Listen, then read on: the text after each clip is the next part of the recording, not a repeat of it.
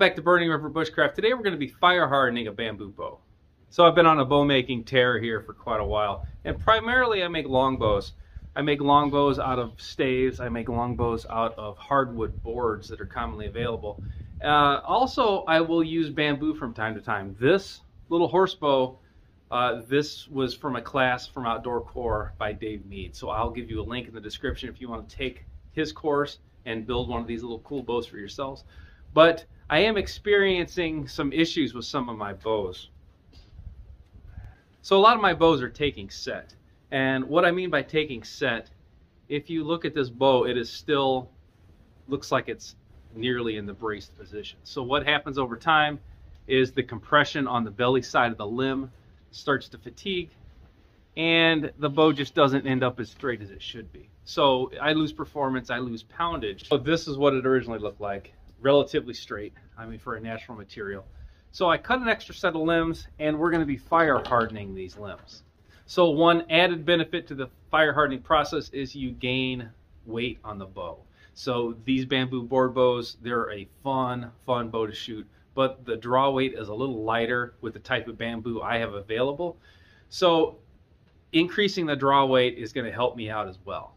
So I am headed to Shannon Outdoors this winter to learn in person the process of fire hardening bows, but they have a DVD out as well, and they sent me the DVD, so I'm doing a little background research before I get down there for class. So I'm going to be fire hardening a lot of different wood species, a lot of different bow styles, and today we're going to be doing bamboo.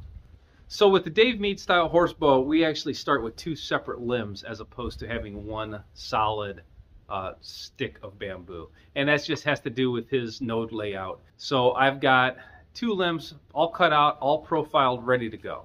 So an added way that this is going to help me eliminate a bow taking set is I actually made some back set jigs.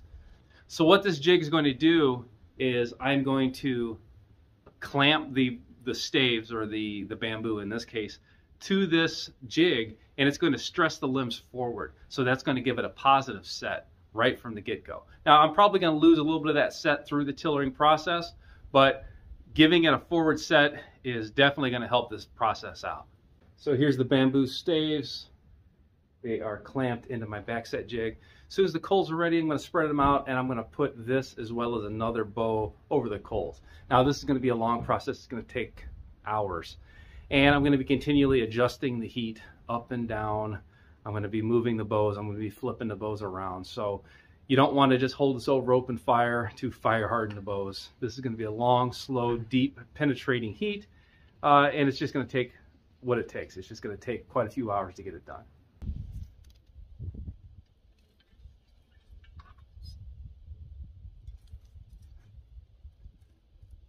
So here's the bamboo bow. This is the two bow staves.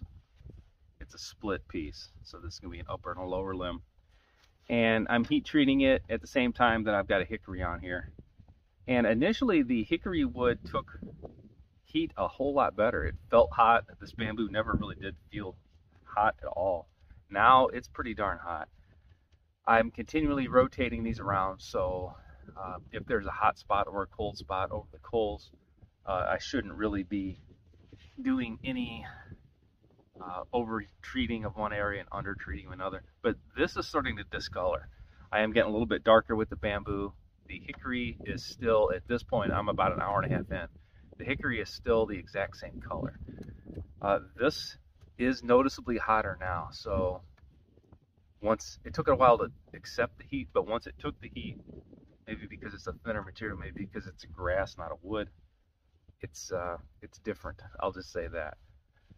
The only other issue I'm having is I just randomly put these holes for my clamps, and this one's not exact, so I'm starting to lift a little bit in the back.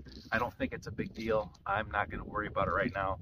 If I like this and want to do another bamboo or a couple more bamboo bows specifically, I might cut another hole for another clamp at the end of the bow. So I don't see a lot of back set in the bamboo.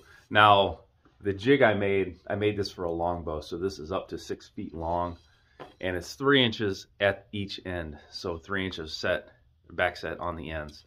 So with this little short 22-inch limb, I maybe only was even attempting to put an inch of backset in. And then the fact that I didn't have a clamp at the very end let it lift a little bit. So here's the factory, or this is a untempered piece of bamboo. And we're not really gaining much. So perhaps this bamboo needs its own jig, its own length jig with specific holes for it. You can see the discoloration on it, and that's probably about ideal. So even if we didn't gain any backset, perhaps fire hardening and tempering this belly gained me some weight. So hopefully this is a little bit stronger draw weight, and hopefully it resists taking set. So the only real way to know if this works is to go ahead and finish this bow out, and then we'll get some arrows through it. So we'll take care of that next. So I built up the fire hardened bamboo, and you can see I'm kind of glassy here. Now I have not put a string on this yet because I kind of wanted to show you what it's looking like. That's pretty straight, not the greatest. I did not get the back set I wanted out of my jig, so I'm going to have to make a separate jig just for these short little horse bows. You see how small these things are compared to my long bows. So the bamboo horse bow on the longbow jig just didn't get it done. But we're going to go ahead and string it, and we'll see how my tiller is. I still might have to adjust the tiller on my limbs. So this bow's never been drawn yet, so I'm going to kind of go slow and easy. I can definitely feel I gained a little bit of poundage. These bamboo bows are super smooth. If you haven't had a chance to shoot one yet, you're really missing out. I'll put it on a scale and we'll see what the weight is.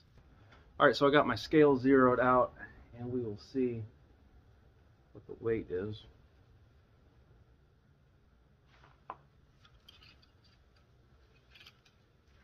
That's kind of disappointing. 19 pounds. So that is a bummer. That is a bummer. This is not bow grade bamboo. This is just something I find at a like a high-end hardware store. They've got a lot of exotic woods and stuff, so they do have bamboo trim. But it's a quick, easy bow. 20 pounds. This would probably work for small game, indoor practice. Not a whole lot else, to be honest with you.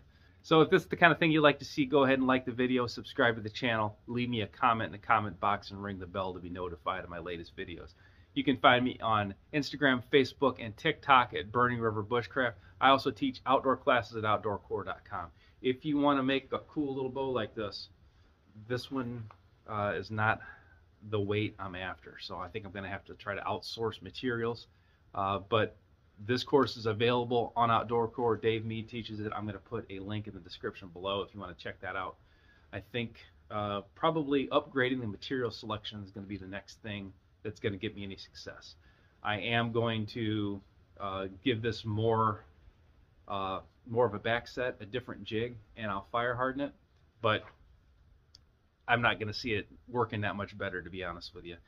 If you're interested in that, I'll probably put it up on some of my other social media feeds. There might be a YouTube short on it. TikTok, I'll probably do a video on TikTok, as well as Instagram Reels and Facebook. So check me out there if you're interested in this. So let's put some arrows through it and see if there's a noticeable speed difference. I don't think there's going to be, but these bamboo bows are super smooth to shoot. They're a lot of fun.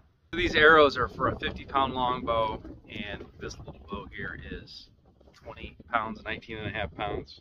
So my arrow flight's not going to be the greatest here. Let's see how it does.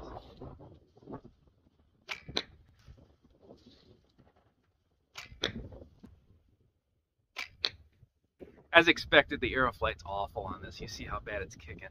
I need to get the proper spined arrows for this bow, but what I really need is the proper weight bamboo limbs to make this bow closer to 40 pounds.